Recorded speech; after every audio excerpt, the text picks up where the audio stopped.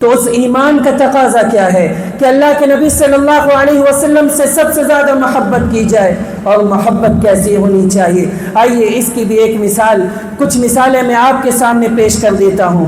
ایک آدمی اللہ کے نبی صلی اللہ علیہ وسلم کے پاس آتا ہے، کہتا ہے یا رسول اللہ صلی اللہ علیہ وسلم، مجھے اپنی نفس سے بھی زیادہ آپ سے محبت ہے، میں اپنے گھر والوں سے بھی زیادہ آپ سے محبت کرتا ہوں، میں اپنی اولاد سے بھی زیادہ آپ سے محبت کرتا ہوں، وَإِنِّي لَأَكُونُ فِي الْبَيْتِ، میں گھر میں ہوتا ہوں، فَأَذْكُرَكَ، آپ کی یاد آتی ہے، پھر میں صبر نہیں رکھ پاتا ہوں، حَتَّى آتِيَكَ، یہاں تک کہ میں آپ کے پاس آؤں، فَأَنظُرُ إِلَيْكَ، میں آپ کو دیکھتا ہوں، وَإِذَا ذَكَرْتُ مَوْتِي وَمَوْتَكَ، اور جب میں اپنی موت کو آپ کی موت کو یاد کرتا ہوں، عرفت انک اذا دخلت الجنۃ رفعت مع النبیین، میں یہ بات جان لیتا ہوں کہ آپ اپنی موت کے بعد آپ انبیاء کرام کے ساتھ ہوں گے، صدیقین کے ساتھ ہوں گے، آپ کا حشر ان لوگوں کے ساتھ ہوگا۔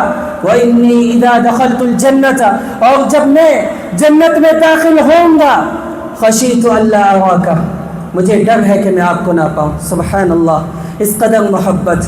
جنت میں بھی اللہ کے نبی صلی اللہ علیہ وسلم کا ساتھ تلاش کر رہے ہیں، گھر میں ہوتے ہیں سکون نہیں، گھر میں لوگوں کے پاس ہوتے ہیں، اپنی فیملی کے ساتھ ہوتے ہیں، لیکن سکون نہیں ہے۔ کہاں سکون مل رہا ہے؟ اللہ کے نبی صلی اللہ علیہ وسلم کے پاس۔ اللہ رب العالمین ہمیں بھی ایسی محبت نصیب فرمائے۔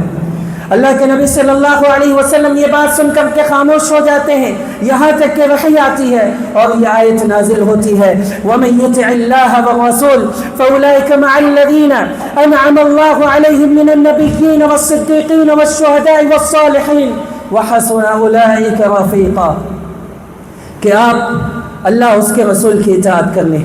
جو انسان اللہ اس کے رسول کی اطاعت کرے گا تو ایسی صورت میں وہ ان لوگوں کے ساتھ ہوگا جن پر اللہ رب العالمین کا انعام ہوگا۔ اور وہ کون لوگ ہوں گے؟ وہ انبیاء کرام ہوں گے، وہ سچے لوگ ہوں گے، صدیقین ہوں گے، وہ صلحاء ہوں گے، وہ صالحین ہوں گے۔ وَحَسُنَ أُولَٰئِكَ رَفِيقًا، اور یہ کیا ہی بہترین ساتھ ہوگا۔